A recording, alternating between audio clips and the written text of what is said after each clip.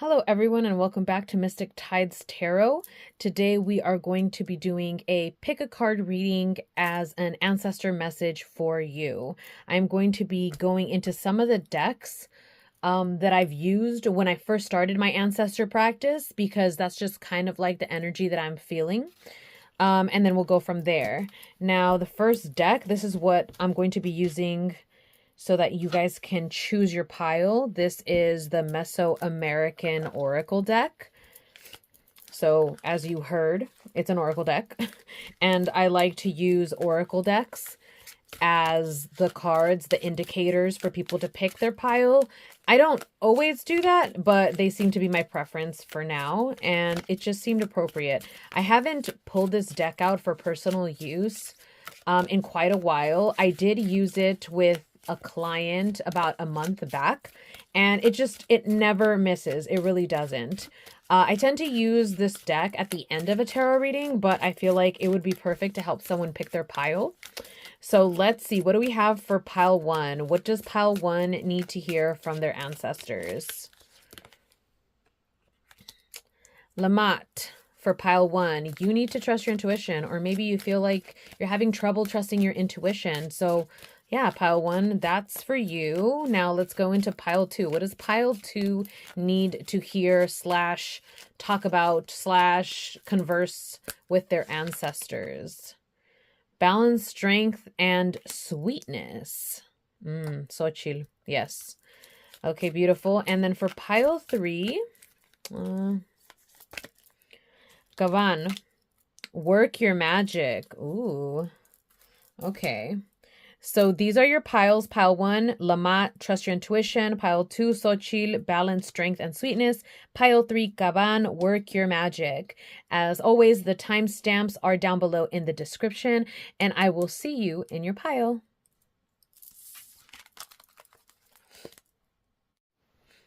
Hello, pile one. Welcome to your reading. You chose the oracle card Lamat, trust your intuition. So let's see what the ancestors have to say in regards to you trusting your intuition, or in regards to just what you have to hear. Just because you chose that particular topic may not necessarily be what your ancestors want to talk about, but maybe it is. So let's see what your ancestors have to share with you, pile one. Oh, not that one. This one.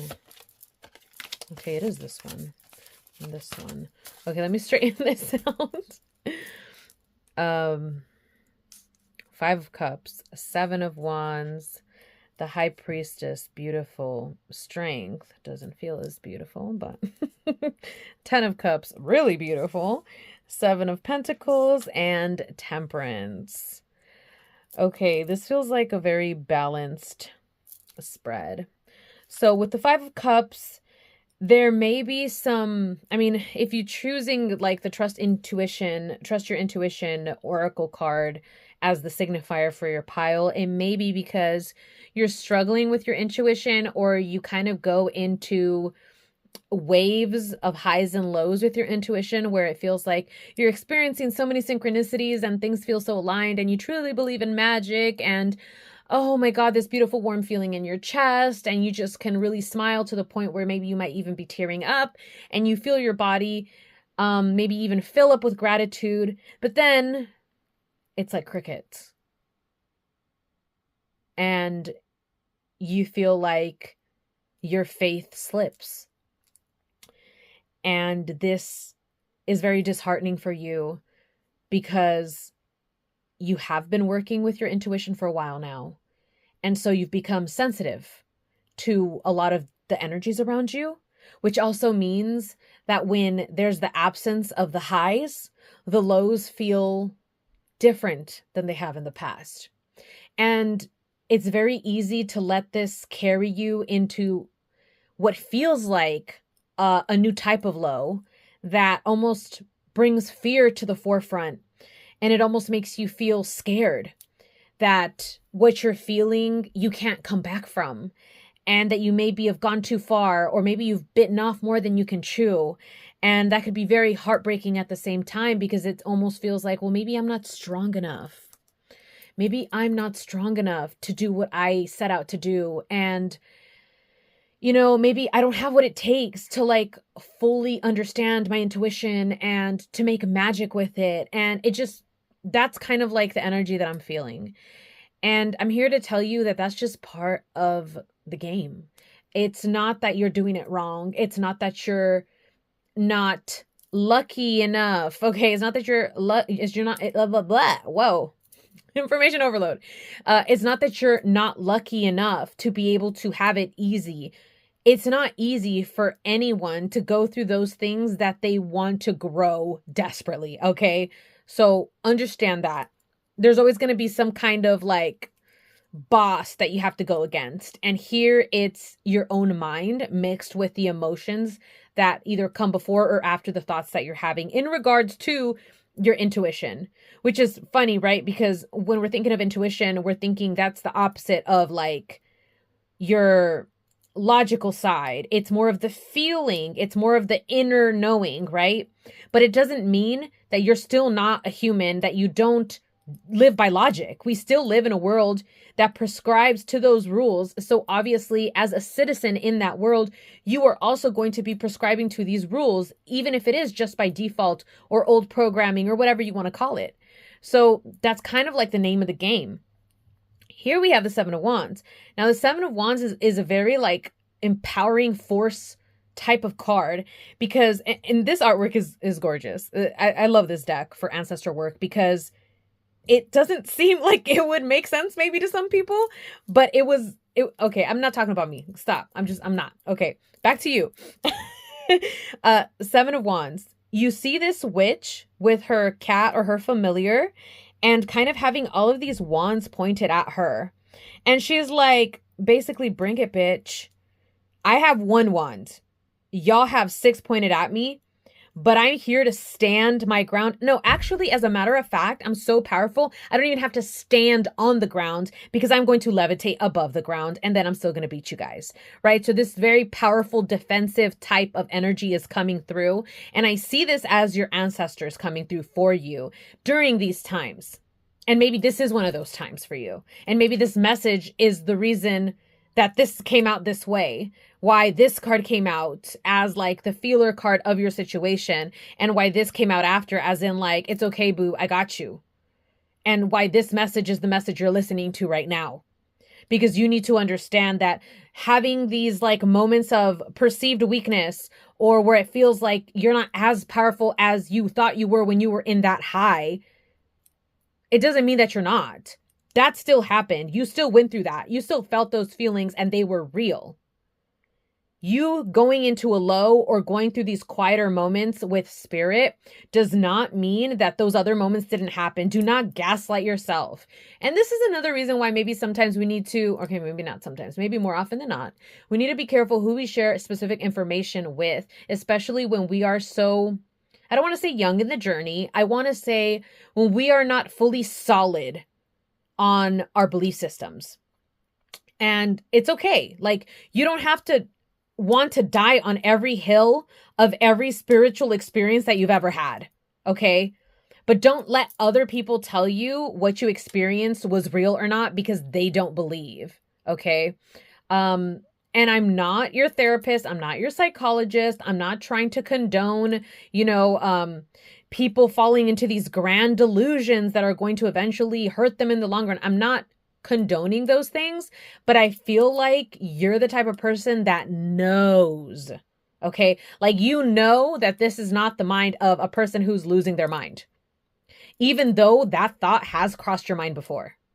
But also understand that the fact that that thought has crossed your mind is also indicative of your sanity. And I know that when you're stepping into like going more with your intuition and into the spiritual side of things and communicating with spirit and having to build a relationship with your ancestors, your guides, your spirits, helpers, your deities. There's so many words for this. It may feel very daunting, very intimidating, also very like reality shifting, reality shaking. That's okay. That's also normal. It doesn't mean that you're going insane. I feel like I recommend this all the time, but I think that it's something that's so invaluable that I'm going to always recommend it. That is to journal your thoughts, your emotions, your process, what you're going through, because it helps actually with the process of processing what you are going through. And it helps ground you in a way that your logical mind needs, because you're constantly arguing in your head with the logical side of things and the wants that your heart and your spirit wants to happen. And this constant fight is what may lead to those lows where you're kind of like, what's the point of this? Why am I doing this? This is stupid. This isn't giving me any money, any value. It's not bringing me closer to those capitalistic society goals that we all strive for, that I can prove by showing physically to other people that I'm worthy, like all of that noise, it needs to shut the fuck up. And the only way that you can do that, not let it run rampant in your mind, aka causing a shitload of chaos, is by putting it on paper. And this isn't to try to shut down your thoughts or your stream of consciousness or your anxieties or your fears or your doubts. It's not about eliminating. It's about processing through, letting those things out, looking at them and interacting with them enough to where you're dominating them and you own them. They don't own you. Because here we have the High Priestess. She is currently an archetype. I hate using that word to describe the tarot cards, even though you most definitely can work with the tarot cards as archetypes. But just because it puts more of like a psychological lens on the tarot, and there's nothing wrong with that. I think that psychology can bring a good lens to view things through, especially for someone who's logically minded. But I think it also, if you stay there too long, it takes away from the actual magic and the esoteric forces, if you will, that are deeply, deeply enmeshed, ingrained, threaded. That's not even a word. But that's how I saw it in my head. I saw it at like veins, like in a mine. I got a little too excited there. But like a golden vein in the middle of like this giant rock face wall is what came into my mind. But anyways, High Priestess. She is the keeper of secrets, keeper of sacred knowledge. And maybe that's why I also got that download that said, you need to be careful who you're telling what to before it's ripened. Like if you're exploring with a new type of spirituality or thought process or deity or spirit, or even working with your ancestors is something brand new, you might want to wait for that fruit to ripen a little more before you go on and share it with somebody else. Even though you're so excited and you really want to share this, it's going to have to stay within a very safe container. And maybe you have a person that is safe. So amazing. I love that for you. But if you don't, then try to share it in meditation with spirit or with your ancestors even, or in your journal if that feels safe enough. And that maybe you could even write it down and then burn it as well. But yeah, I would say it's okay to not have to share everything. And maybe this is something that you also struggle with. Wow, I feel like this reading is going to be way too long. I'm really wondering if I should just do 2 piles, but okay, neither here nor there. We have the Strength, the 10 of Cups, the 7 of Pentacles, and then the Temperance. Now, we talked about Strength with the 5 of Cups. The 5 of Cups really gave us so much to talk about, but the Strength here is saying you might find yourself going back into feeling this way again. If you're out of it now, or if you're in it, you'll get out of it, and then you might find yourself there again. And this isn't to make you feel sad or upset you. It's just to try to tell you this sometimes is what life is.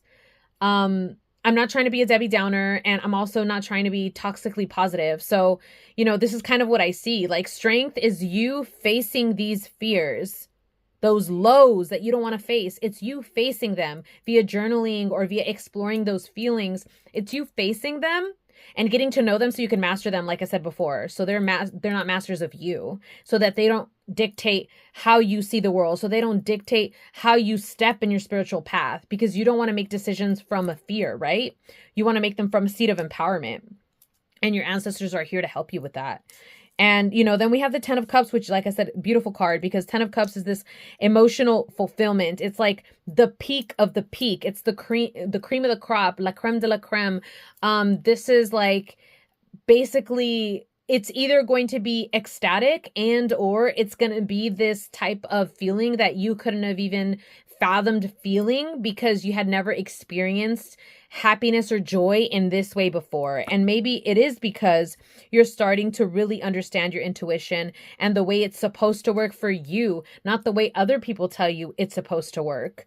And then we have the Seven of Pentacles. So this kind of tells me that like you're going to reach this high emotionally, but there is still going to be more after that. There's still going to be you putting in that work with your intuition. Maybe you're going to start putting in your work past intuition and more into even psychic gifts that you're uncovering, or maybe you now have so much confidence in your intuition that you're going to be seeking how to enhance psychic abilities. And I actually have a book right next to me here, Psychic Witch. This is an amazing book, and I recommend that if you're exploring that avenue.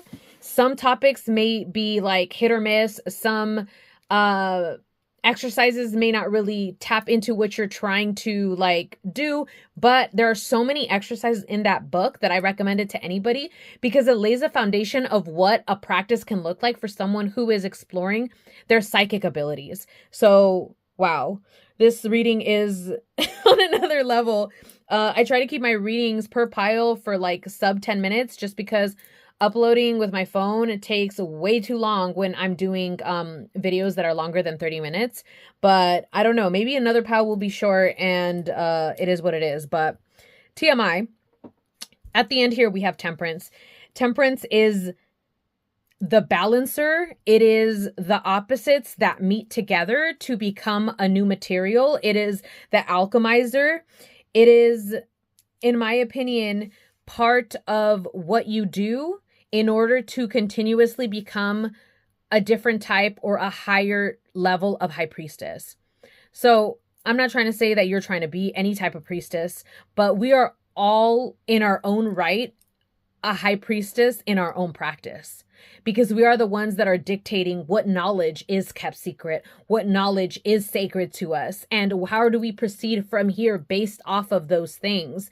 And there are also things that we accept that are still going to be hidden to us for a while on this path, this journey, we eventually uncover hopefully a lot of those things, but you never know, right? That's part of like the juiciness. And for some of us, if we're more cynical, the sadness of the journey of life as well. But wow, this message felt very information heavy. So I hope that you got something from this pile one. I wish you the best of luck on your journey. And if you're not currently doing ancestor work, I would encourage you to at least start exploring that, maybe starting the conversation and meditation with your ancestors. And you don't have to pick a specific one, or you can if you like. You could just say, your ancestors in general that are here to help you on your magical path for the greatest and highest good. And I'll see you in your next reading. Bye. Hello, pile 2. You picked Oracle. Wow. Like if it's already not going to be... Never mind. Okay. Anyways. Card Xochitl or Xochitl, depending on what area you're from, that type of pronunciation might be a little bit different. So this is the Balance, Strength, and Sweetness card. Now, I think that that's interesting because a lot of the times we say balancing strength and softness, or the extreme opposite like weakness, but this one is sweetness.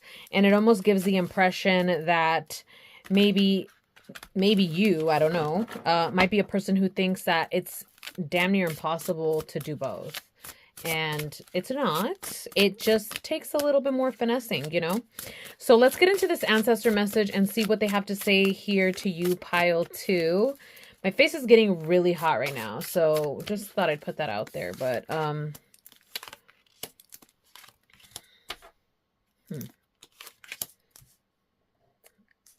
Nice. We have the Six of Cups. We have discretion. We have the Six of Pentacles, the Star, the Tower, Swords, 10 of Swords. Wow. One more card. The Devil.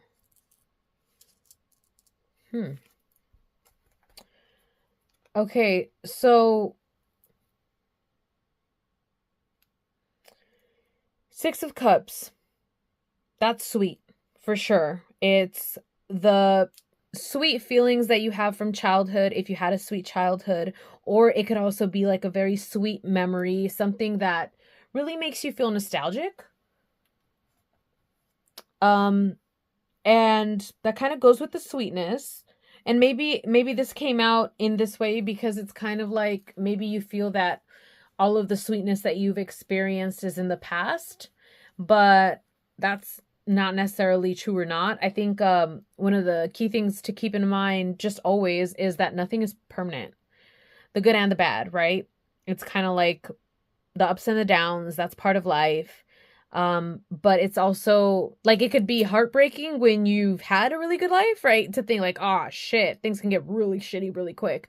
But when you've had like a harder life or you've gone through some real dark times, even recently, it's really important to understand that even those moments are not permanent.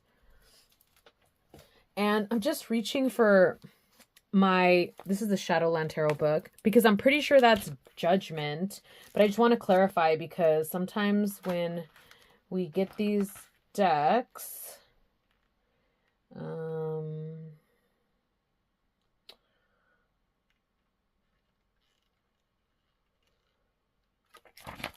yeah, I'm pretty sure this is Judgment. It doesn't say that it is. Yeah, it is. Duh, because it's card 20. Anyways.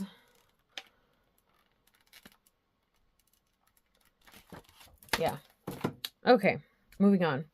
So then we have Judgment. So this keyword discretion is interesting because I was talking to pile 1 about not necessarily being discreet, but about taking caution when they think about sharing certain information.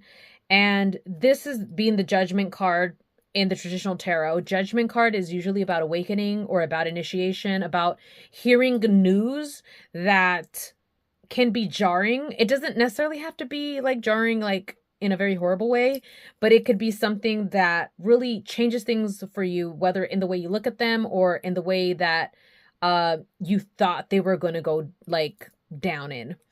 Then we have Six of Pentacles. Six of Pentacles is this card. Some people call it the card of like giving, taking, charity. But right here you see like this very beautiful exchange and everybody is giving and receiving. It doesn't feel like it's just one-sided like in some of the artwork and other decks do. So this kind of like ties back into the Six of Cups, and they're also both sixes. And this kind of shows me this balance, right? So we have this sweetness, we have this awakening, then we have on the other side of the sweetness, we have this really grounded approach to giving. So, okay, this looks like sweet, but then we get into the Star, the Tower, the Ten of Swords, the Five of Pentacles, the Devil. So it's like things are like kind of like soft, but then there's like this news that you receive or this awakening or something that kind of like changes the way you see things. And we have some hope with the Star. This is like literally the light in the dark, right? The Tower, once again, this is the reason why I also said it could be something jarring that you receive, because the Tower shakes shit up. It shakes shit up, and the results of this is not something that you can always say, oh, this should have never happened or this is going to be horrible. But we have the Ten of Swords here, and the Ten of Swords is never like a sweet card. You know, it's a card of an ending. Like the 10 is literally the last number, right? Before you go back to the aces. So it's an ending, and this is like in the artwork, this is like a little voodoo doll with all these like pins in it. So this is a painful ending. And maybe it's because you didn't want it to be an ending, or maybe it's because it shook you so much that it coming to an end couldn't feel good. And then you have the Five of Pentacles. And I really like this Five of Pentacles because in the artwork, you see somebody having like this blast. They're camping. They have a bonfire. They're within like this community where it looks like they're having fun. And then you have little Sasquatch over here looking left out and having like this FOMO. And then you have the Devil. So it's kind of like you're going through this time where you're not really sure whether you're going to be able to balance strength and sweetness, but you're going to have to kind of hold on to as much sweetness as possible, because you are going to go through a time where things are going to feel rocky, And it's going to feel like perhaps you're not going to be able to see that light at the end of the tunnel. But the star being here before the tower even shows up is almost like you get a sign. I don't know if this reading is the sign or if you're going to see a sign later on, but you're going to get a sign before the tower moment. It's not going to be a heads up. Maybe now it is, because now you're receiving this reading, but you're going to get like this sign that shows you that you are not going to be left to hang out, like left to hang out to dry. Okay. Left hung out to dry, hang out to dry. Jeez. But yeah, like I'm really feeling this like tower energy coming through. Maybe that's why my face was hot. Because this was going to be uncomfortable for me to talk about too. And I'm not really saying anything that's particularly uncomfortable on my end of things, like in my perspective, but maybe it's uncomfortable for you to hear. But yeah, you are going to see signs that you are going to have some type of hope. And when you do see whatever that is, really hold on to that, because that's going to help you get through this tower moment, and it's going to help you get through this ending that's not going to feel too good. And you might end up thinking like you're being left out of something that maybe was for you, or maybe that you desperately wanted to be a part of. But I'm here to tell you that it's because you're going to be able to give yourself so much more. You know, the devil card can mean so many different things. And I think in this situation, the devil card is more about self-autonomy and more about, well, autonomy is self by definition, but it's more about, and maybe I said self-autonomy because it's double the strength. Like you're not only going to be able to give yourself the things that you think that you need to be in a group for, but you're going to be able to do it in style, and you're going to be able to do it in a way that you uplift yourself. You're going to be able to do it in a way where you can show strength, but maybe the sweetness that needs to be shown isn't to others, it's to yourself. And maybe that's why the Six of Cups came out. Because when you think about nostalgia and you think about sweetness, a lot of the times, like for me, personally, a lot of my feel good like tactics aren't really involving other people. When I think of nostalgia, it's not the memories of them as much as rewatching certain things that were like I guess first becoming during a certain area of my life. And this can be like movies, shows, board games, books. It's like there was an era for something, and then me going back and experiencing those things again, that brings that sweetness into my life when I'm feeling like I need like maybe some kind of a hug or some kind of companionship or some type of like there's something missing, like that sweetness, like I said. So yeah, this balancing strength with sweetness, it's more of like giving those things to yourself. The strength makes sense because with the Tower card coming out, it's kind of like, yeah, it's hard to go through a Tower moment and not feel like you have to be strong for it, right? But then the sweetness coming through with the Six of Cups saying, remember when, and kind of like priming you so that when you get to this point where you're like, I can give myself whatever it is I need. I am that girl, that boy, that man, that woman. I am them. And I can provide, but not from like just like a physical, like resources, material, but like I can provide also emotions and experiences via whether it be like these nostalgic things or other methods. And you can do so. And I also think it's interesting that in the back of this devil card, it looks like the apartment or the building behind is like a flame, because you also have the Tower card here. So it's kind of like, even though the tower might have like got struck by a bolt of lightning, and maybe there might be a fire behind as you leave that tower in the past, you're still coming out fine. And I think that that kind of sums up the message that the ancestors have for you. It's very much like, this might happen for you in one way or another, but you are going to receive a clue, a sign as to what you can use to ground yourself during this moment of turbulence, or that you're going to be okay, that there is a light at the end of this tunnel, right? And you are going to be the one that provides that for yourself. You don't have to wait for anybody to come rescue you, because you are going to be your own hero in this journey, okay? Okay, pile 2, I hope that your reading was helpful, and I will see you in your next reading. Goodbye.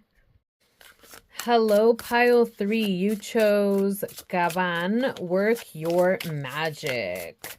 Let's see what your ancestors have to say. Oh, this is already getting... Okay, so this tells me that you are someone who is already up in your magic. But maybe you're not exactly seeing it for what it is. I'm trying to... Let me just move this to the side because shadows are shadowing. Okay.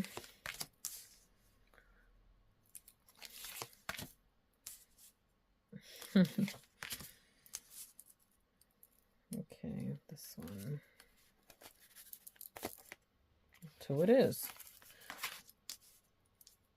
What are the odds? Okay. So right now I'm going to tell you. Pile number one. Pile number one legit had the High Priestess, Temperance, and the Strength card. Okay? So I don't know if that's your sister, your brother, your mother, your father, or if that's another aspect of you, or if that's another message you need to hear, but that's pretty interesting. And maybe you think I'm not shuffling the cards right, but number one, I shuffle the cards in front of you guys every single time before I pull the cards. Number two, this is pile three. So I did a whole reading in between pile one and pile one and three, right? So they got shuffled. Pile two did have the Six of Cups, but that's the only card that it also had the Ten of Cups, I think. Or am I confusing that with pile one? I don't even remember anymore at this point. I don't know. You can check it out if you want. I'm just saying that's interesting because to have 3 major arcana repeated from another pile, like, I just pay attention to that a lot. But yeah, this is not about me. Okay, so work your magic. So like I said in the beginning, you already are a magical person. I don't know if you identify as someone who's just spiritual or if you're, one of the bolder people like myself that might identify with the term witch. Maybe you'll like the term magician. I don't know. But magic is something that is not new to you, and it is not something that is absent in your life. And this is more than just like magic is not a word without weight. Okay. So 6 of Cups, 8 of Pentacles, 10 of Cups. Right here, we have like this beautiful progression of these happy memories, maybe that you had when you first started working with your magic or you first felt magic in your life. And you have these like maybe like the first year that you're like, I believed in magic because this happened to me, or I tried to connect with this energy, or I really needed this help and I sought it from spirit by asking for help and I told him to send me a sign. And you have these stories that maybe you shared, maybe you haven't, doesn't matter. But you have these stories that really made you believe. And with the 8 of Pentacles, it really puts you to actually work. To actually work on this skill. Like you're like, wait, like maybe there's something more to this. Maybe it's not just about asking for things or praying or seeing signs when I'm in like these troubled times. Maybe I can engage with this more often. Maybe there's a way to infuse magic into my life more often, maybe on a regular basis, maybe even on a daily basis. Like, what can I do? So maybe you might have gone down through a couple of different rabbit holes and you got really excited in the beginning, but then it ended up becoming a lot of work. And, this happens often when we get really excited and we dive into something and we find out, whoa, it's like a whole different universe just opened in your mind, and it could get a little overwhelming. And the 8 of Pentacles isn't a card of overwhelm. It's a card of skill building, okay? So you might feel like maybe you're still in that phase of skill building, and there's nothing wrong with that. And to be honest, I don't feel that we ever really leave that phase. We just graduate from within how we see how much skill we actually need to have, because a lot of times we can get stuck thinking that we're not good enough and thinking that we have to continuously build a skill, but keep it a secret because it's not good enough to show others. Like, okay, I can get into a whole other conversation with this. So let's just try to stay focused here. 10 of Cups. It's like through the years, perhaps, maybe you've been doing this for years, you've been able to have these magical moments, set you on a path where you started building your skills, started finding out what this was about, really solidifying your belief system. And it's really paid off for you. It's really paid off for you. It's really given you, and maybe it's even saved you in a way. Maybe you're one of those people that can say, oh, my belief system saved me. My spirituality, it saved me. It came during a time where I really needed it. It really, like, you are a testimony to not only just magic being real, but also to spirituality's powers through the lens in which you use your magic. And that's fucking beautiful. And then we continue with this beautiful energy because then we have the Nine of Pentacles. And the Nine of Pentacles to me is like a card of luxury. It's like, you know how to live the finer life. Whether you think you live it now or not is different. That's not what I'm saying. But you know what luxury is, and you know what you need to do to get it, or at least you think you do, right? And the reason I say that is because sometimes we think we need to do something to get it, but we resist it because we think it's the only way. So I'm kind of getting like this energy of there's so many different ways to do that if you have not achieved it yet, okay? But then the Six of Wands also tells me that maybe you have had a taste of this already and you're gearing up for more. And maybe now it's going to be in a way that isn't just so private for you. Maybe now it's in a way where you have some eyes on you. And this can be scary depending on, like your personality.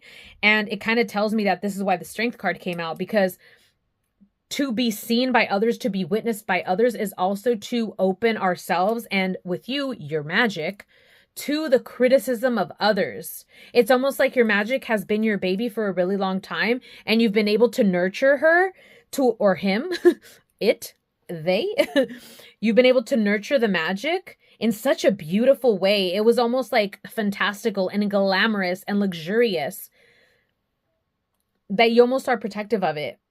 And you have been able to celebrate by yourself these like type of milestones, but now it's time to expand. And you putting yourself out there does require strength from you, because that is not something that you would want to do willingly unless somebody pushed you. And it feels like your ancestors are pushing you towards that. And maybe the key is to work your magic in that regard. Like, you've been able to do all these beautiful things with your magic, but this feeling intimidating is now becoming the assignment of what you do next with your magic. And right here, the Five of Swords, I feel like this is kind of like a warning card. Not like warning as in you better not, but a warning card as in like, you're so good at your magic and you know that you're about to step into something that's uncomfortable. So you might over prepare. And I don't just mean over prepare as in you're going to do all of this skill building or you're going to read all of these books. I mean over prepare as in you might be a little too cautious and like put on maybe too much protection wards and try to prevent yourself from getting energy thrown your way so much that you end up maybe taking more than you need to take. Like, let's just say, for example, energy was completely finite and that you needing to protect yourself felt so urgent that you were going to take, like these ears of corn, you were going to take this energy to protect yourself when these other little birds are hungry and they have no idea where they're going to get their sustenance from. So I'm not saying you're stealing energy from other people, but it's kind of like saying, yes, you have to be strong. Yes, work your magic to be able to work through this next phase, but do not allow...